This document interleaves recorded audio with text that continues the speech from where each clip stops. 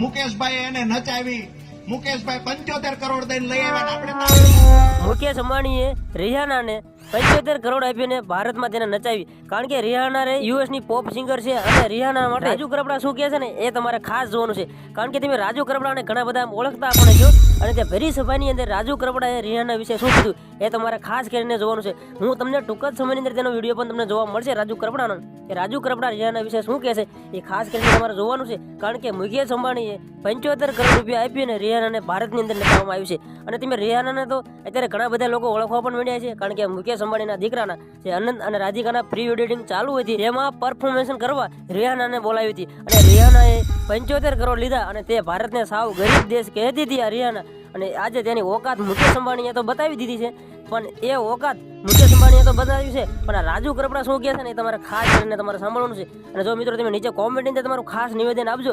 રાજુ કરપડાએ ઘણું બધું રિહાના વિશે કીધું છે, તમારે જે સાંભળવાનું છે.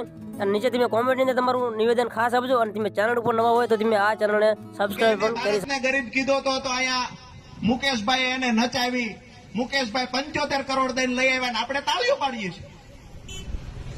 દુઃખ થવું જોઈએ. 14 લાખ કરોડ રૂપિયા ઉદ્યોગપતિના આ સરકારે માફ કર્યા છે ને એ પૈસા એ હતા કે મારા તમારા બાળકોને સારું શિક્ષણ મળે, આપણને સારી આરોગ્યની વ્યવસ્થા મળે, એના માટે પ્રાથમિક સુવિધાઓ મળી રહે, એના માટેના પૈસા ઉદ્યોગપતિઓને આપી દીધા. ની રિહાના નચાવે છે અને આપણે તાળીઓ પાડીએ છીએ. તમે સાંભળ્યું ને રાજુ કરપડાએ શું કીધું છે?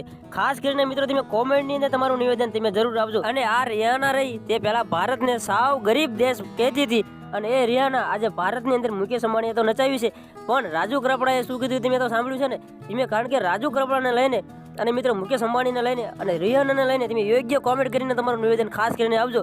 અને જો મિત્રો તમે અમારી ચેનલ ઉપર નવા હોય તો તમે અમારી ચેનલને સબસ્ક્રાઇબ પણ કરી શકો છો. અને તમે રિહાના વિશે ખાસ તમારું કોમેન્ટની અંદર નિવેદન તમે જરૂર આપજો.